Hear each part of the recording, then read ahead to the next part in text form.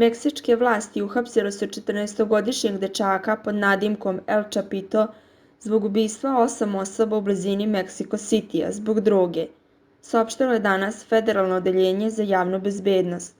Dečak je navodno stigao na motociklu i otvorio vatru na siromašnu porodicu u predgrađu Meksiko Citya. Još jedan muškarac je uhapšen u vezi sa ubistvima 22. januara, a još 7 članova bande uhapšeno je pod optužbom za prodaju droge. Žrtve su u trenutku napada priređivale zabavu u svojoj kući, a povređeno je i 5 odraslih i 2 dece. Ime dečaka nije objavljeno, ali njegov nadimak Mali Čapo očigledno upućuje na zatvorskog narkobosa Joaquina El Čapa.